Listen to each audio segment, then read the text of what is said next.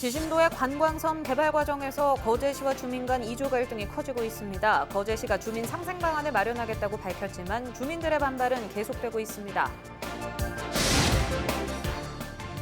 장마가 끝난 경남 지역은 이번 주 중반까지 폭염이 이어질 것으로 보입니다. 건강 관리에 주의가 필요합니다.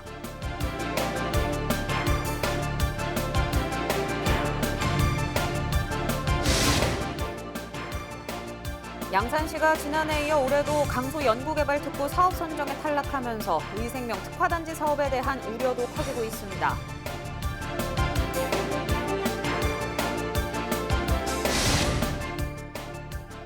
창원시가 버스 준공영제 도입을 주요 내용으로 하는 대중교통 혁신 대책을 발표했습니다.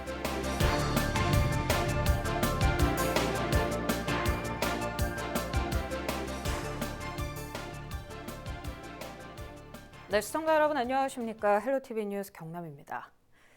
지심도의 관광섬 개발 과정에서 거제시와 주민들이 이주 문제를 놓고 갈등을 벌이고 있습니다. 논란이 커지자 거제시가 주민 상생 방안을 마련하겠다고 밝혔지만 주민들은 여전히 반발하고 있습니다. 보도에 표영민 기자입니다. 거제 장승포에서 배로 10분 거리에 있는 지심도. 섬 전체가 동백나무로 덮여 동백섬으로 불리는 지심도는 한려해상국립공원의 뛰어난 풍경까지 더해져 지난해에만 11만 명이 섬을 찾았습니다. 지난 2017년 국방부로부터 섬 소유권을 돌려받은 거제시는 지심도를 명풍섬으로 만들기 위한 작업에 들어갔습니다. 하지만 사업 시작부터 삐걱거리는 모습입니다.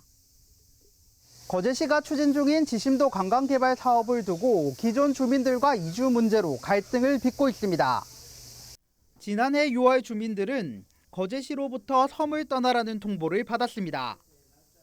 거제시는 4차례의 간담회 과정에서 주민들이 자진 이주하지 않으면 도선 운항과 전기 공급 등을 중단하겠다고 밝혔습니다. 펜션과 식당 등 관광업에 종사하는 15가구 30여 명의 주민들은 섬에서 계속 살 수 있도록 거제시에 요구하고 있습니다. 일방적으로 나가라, 이주를 해라, 이주를 해야 돼 일단 불가피하다 하는 내용만 가지고 우리 주민들한테 대화를 시도를 하다 보니까 우리 주민들은 여기에 대해서 굉장히 거제시에 대한 어떤 불만이 지금도 갖고 있습니다. 하지만 거제시는 더 이상 불법 행위를 지켜볼 수 없다는 입장입니다. 그동안 주민들이 국립공원에서 불법 영업과 중축을 벌여온 만큼 이를 바로잡겠다는 계획입니다. 진짜 제대로 된 섬을 만들어 보려고 해서 이주 부분에 협의가 되고 합의가 되는 부분들이 있다면은 소개 개념이 아닙니다. 이거는 소개 개념이 아니고 정당한 협의와 절차를 통해서 이주를 시킨 후에 개발을 한다든지 이런 방안도 있을 수가 있고. 주민들은 반발이 커지자 거제시는 강제 이주가 아닌 주민과의 협의를 통해 상생 방안을 마련할 것이라고 밝혔습니다. 하지만 주민들은 여전히 거제시의 말을 믿지 않고 있어 지심도 개발을 두고 행정과 주민들의 갈등은 당분간 계속될 것으로 보입니다. 헬로티비 뉴스 표영민입니다. 네, 장마가 끝난 경남 지역은 30도가 넘는 불볕더위가 시작됐습니다. 폭염은 이번 주 중반까지 이어질 것으로 보이는데요. 건강 관리에 특히 유의하셔야겠습니다. 권정숙 기자입니다. 장마가 끝난 뒤 마치 기다렸다는 듯 더위가 찾아왔습니다. 장마 뒤 꿉꿉함이 더해져 체감 온도는 더 높습니다. 해수욕장과 물놀이장, 계곡이나 캠핑장 등에서 저마다의 방법으로 더위를 잊는 피서객들. 시원하다가 갑자기 더워져가지고 근데 습도도 너무 높아가지고요. 너무 후덥지근하게 더워서 엊그저께부터는 에어컨 없이 잠 못 잘 정도로 갑자기 너무 더워서 힘드네요. 지난달 31일부터 경남에 내려진 폭염주의보는 나흘째 이어졌습니다. 특히 이일은 11개 시군에 열대야 현상까지 나타났습니다. 지난달 19일에 이어 두 번째입니다. 기상청은 이번 주 중반까지 폭염이 이어질 것으로 예보했습니다. 이번 주 중반까지 북태평양 고기압 영향으로 폭염과 열대야 나타나는 지역이 많아 덥고 습한 무더운 날씨가 되겠습니다. 이번 주 중반 이후로는 북태평양 고기압과 주변 기압계 흐름에 따라 변동 가능성이 크기 때문에 최신 예보 참고하시기 바랍니다. 본격적으로 시작된 폭염. 마스크 착용으로 더 덥게 느껴지는 요즘 충분한 수분 섭취와 야외 활동 자제 등 건강 관리는 필수입니다. 헬로티비 뉴스 권정숙입니다. 경남도가 지난달 31일 전국에 올해 첫 고수온 관심 단계가 발령되자 양식어류 특별관리에 들어갔습니다. 이에 따라 경남도는 31개 해역에 책임 공무원을 지정하고 현장 대응반을 운영해 조피볼락 등 양식어류 2억 4,800만 마리의 사육 관리와 출하 등을 특별 관리합니다. 산소 발생기 120대와 공기 공급 장치 600대를 보급해 양식어류 해상 가두리 어업인 편의를 위해 시군과 협의해 액화산소 배달 서비스와 양식 수산물 재해 보험료 29억 원도 지원합니다. 양산시가 지난해에 이어 올해도 강소 연구개발특구 사업 선정에서 탈락했습니다. 특구 지정 무산에 따라 양산시가 추진 중인 의생명 특화단지 사업에도 빨간불이 켜진 게 아니냐는 우려의 목소리가 나오고 있는데요. 자세한 내용 구지은 기자와 전화 연결해 알아보겠습니다. 네, 구 기자, 일단 양산시의 강소특구 선정 탈락 2회 연속은 조금 충격적인데요. 네, 일단 지난달 27일 과학기술정보통신부 연구개발특구위원회는 올해 강소특구 지정을 신청한 7개 지자체 가운데 양산을 뺀 6곳을 지난달 27일 새로 선정했습니다. 지난해 6월에도 양산은 창원, 진주, 김해와 함께 강소특구 지정에 도전했지만 유일하게 탈락했는데요. 앞서 양산시는 부산대와 함께 부산대 양산캠퍼스 산학단지와 현재 조성 중인 동면 가산산업단지에 특구를 조성해 바이오 헬스케어 산업 연구개발과 사업화를 위한 재투자의 거점으로 육성하겠다는 계획을 세웠었습니다. 네, 사실 강소특구 지정을 신청한 지자체 가운데 유일하게 떨어진 건데 왜 탈락을 하게 됐습니까? 양산이 잇따라 강소특구 지정에서 탈락한 이유는 선정 조건을 맞추지 못했기 때문입니다. 과기정통부는 지난 2018년 7월 연구개발특구의 지정 등에 관한 세부고시를 제정했습니다. 이 가운데 기술 핵심 기관의 정량 조건으로 교육기관은 연구개발 인력 450명, 투자비 260억 원, 특허 출원 145건, 기술 이전 30건, 기술 이전액 3억 3천만 원을 최소 기준으로 정했는데요. 이 조건을 부산대 양산 캠퍼스가 충족하지 못하면서 탈락하게 된 겁니다. 이 부산대 양산 캠퍼스로만 조건을 충족하기가 어려웠다면 부산대 본원 실적도 활용할 수 있지 않았을까요? 네, 사실 과기정통부가 세부 조건을 제정하면서 강소특구 신청 지역이 늘어나기 시작했습니다. 이에 경쟁력을 두기 위해 앞서 제정한 정량 조건을 분원, 그러니까 다른 캠퍼스와 합산하지 못하도록 변경한 건데요. 부산대 양산 캠퍼스도 결국 부산대 본원과 조건을 합산하지 못해 탈락한 겁니다. 사실 지난해 탈락 이후 양산시와 부산대가 연구개발 실적 등 정량 조건에 부산대 본원 실적을 포함해달라고 요청했지만 받아들여지지 않았고요. 올해 역시 자료를 제출하지 못해 심사 자체가 이루어지지 못한 것으로 알려졌습니다. 네, 그럼 양산시의 특구 재추진은 이제 어려운 건가요? 사실 시 관계자의 말에 따르면 과기부의 강소특구 심사 요건이 완화되지 않으면 사실상 특구 재추진은 불가능하다는 입장인데요.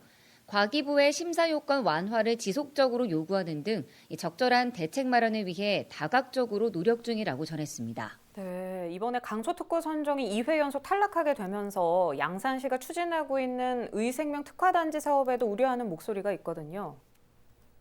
동남권 의생명 특화단지 조성 사업은 2040년까지 부산대 양산 캠퍼스 유휴부지에 생명환경연구센터와 천연물 안전지원센터 등 11개 사업을 추진하는 그야말로 초대형 국책 사업입니다.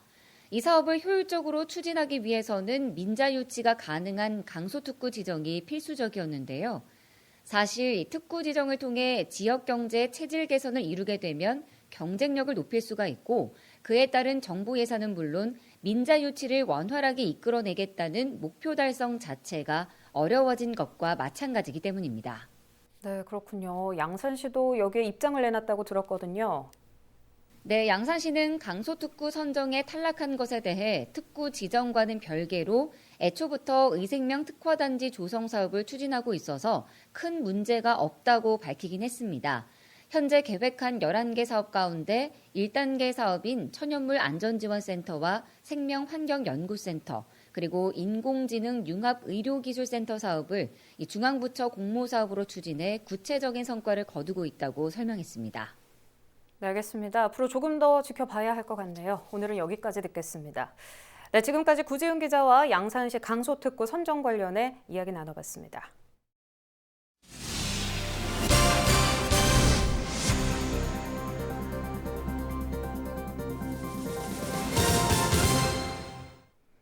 (8월) 첫 주말 경남에선 2명의 코로나19 확진자가 발생했습니다. 경남 160번 확진자는 창원에 거주하는 40대 남성으로 미국을 방문했다 지난달 31일 인천공항으로 입국했습니다. 무증상으로 특이사항은 없으며 해외 입국자 전용 열차와 119 구급차를 이용해 이동했고 접촉자인 배우자의 검사 결과는 음성입니다. 또 경남 161번 확진자는 진주에 사는 60대 남성으로 방글라데시에 머물다 지난달 31일 인천공항으로 입국했습니다. 지난 2일 오후 재검사를 통해 양성 판정을 받고 마산의료원에 입원했으며 접촉자는 함께 입국한 아들로 검사 결과는 음성입니다.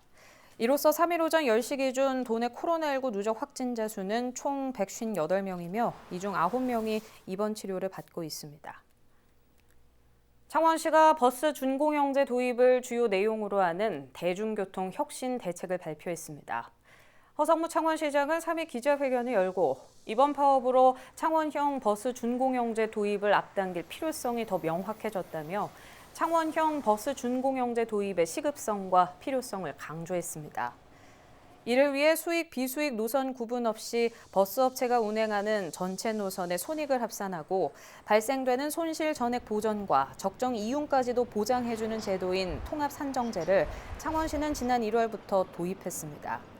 시는 다음 단계로 2005년 6월 개편 후 현재까지 15년 이상 유지 중인 버스 노선에 대한 전면 개편을 실시합니다. 허 시장은 버스 준공영제를 이미 시행한 다른 도시의 문제점을 학습하고 면밀히 분석, 보완해 버스 준공영제의 선도적인 모델을 개발해내겠다고 밝혔습니다. 코로나19 위기를 함께 극복하기 위해 시작된 착한 임대인 운동이 성과를 거두고 있는 것으로 나타났습니다. 경남도는 지난 2월 26일 소상공인에게 임대료를 받지 않거나 인하해주는 착한 임대인에 대한 지방세 감면 방안을 발표한 후 지난달 말 현재 착한 임대인 운동에 참여한 임대인은 2,729명으로 확인됐다고 밝혔습니다.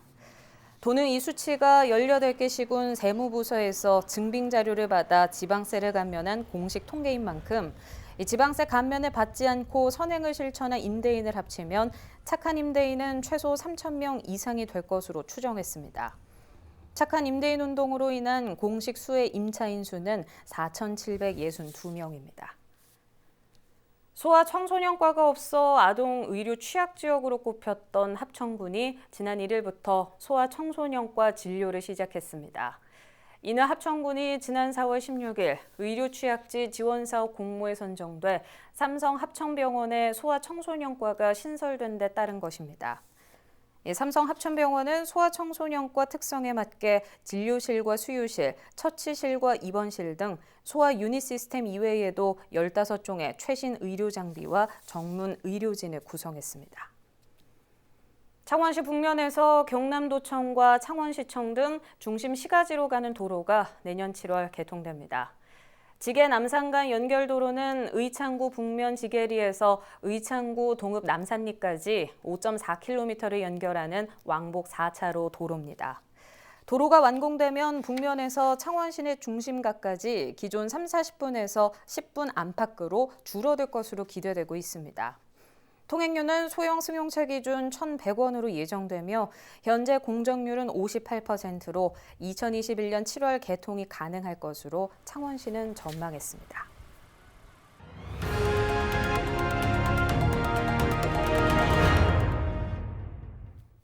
경남도가 청년 주택 임차보증금 이자 지원 사업 신청 조건을 완화하고 이자 지원 금액도 늘립니다.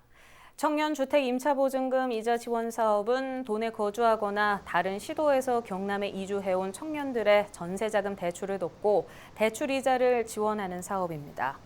도는 기존 3천만 원이었던 이자 지원 보장 한도를 4천만 원까지, 이자 지원 혜택도 연간 90만 원에서 120만 원으로 늘립니다.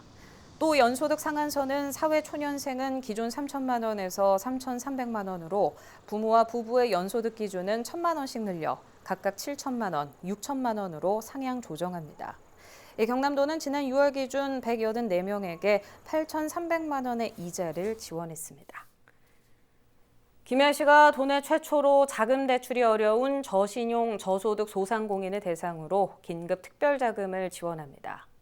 지원 대상은 신용등급 6등급부터 10등급 및 저신용 소상공인이나 연소득 3,500만 원 이하의 저소득 소상공인입니다. 경남신용보증재단 김해지점에 신용보증서를 발급받아 은행에 제출하면 업체당 최고 2천만 원 한도로 대출받을 수 있으며 2년 동안 2.5%의 이자와 6개월분의 신용보증 수수료를 지원받을 수 있습니다. 한편 김해시는 하반기에 소상공인 육성자금 200억 원을 추가 지원하기로 하고 지역 내 5천여 개의 업체를 대상으로 코로나19 실태 파악 조사를 실시합니다. 창원시의 전통시장 창원사랑상품권인 누비전이 발행 1년 만에 누적 판매액이 1,000억 원을 넘었습니다. 창원시는 지난달 30일 기준 누비전 누적 판매액이 1,070억 원을 기록했다고 전했습니다. 창원시는 지역 기업단체가 누비전을 단체로 많이 구매하는 등 코로나19로 어려운 소상공인을 돕는 착한 소비운동에 동참을 했고 액면가보다 10% 싸게 판매한 점이 인기를 끈 이유로 분석했습니다. 종이 상품권과 모바일 상품권 두 종류인 누비전은 창원시 전통시장과 소상공인 매장에서 쓸 수 있으며 지난해 8월 처음 발행됐습니다. 김해을 김정호 의원이 민주당 경남도당 위원장으로 추대됐습니다. 더불어민주당 경남도당은 지난 1일 창원 컨벤션센터에서 당대표 최고위원 후보 합동연설회의에 앞서 상무위원회를 열고 김정호 의원을 새 도당 위원장으로 추대했습니다. 김정호 신임 경남도당 위원장은 경남은 산업 고용위기 지역으로 지역 경제를 되살리는데 골든타임을 놓쳐서는 안 된다며 역사적 부름에 좌고우면하지 않고 책무를 기꺼이 맡겠다고 밝혔습니다. 지난달 22일에서 23일 마감한 경남도당 위원장 공모에 김 의원은 단독 응모했습니다. 부마 민주항쟁 기념사업회가 항쟁 41주년을 기념해 찾아가는 부마 민주음악제를 개최합니다.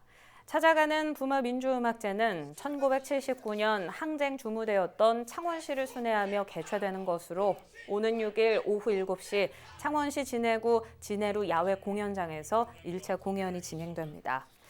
9월 6일에는 성산구 용지문화공원 야외 공연장에서 13일에는 마산 합포구 창동에서 음악제가 열립니다. 경남도가 각종 위원회에서 의무적으로 사용하던 의사봉을 폐지합니다.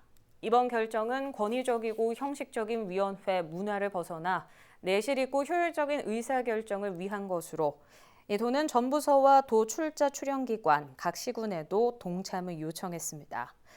의사봉은 회의 개회와 의안 상정, 가결, 부결 폐회 등 의결을 선언하는 수단으로 사용돼 왔지만 법적 근거나 구속력은 없습니다.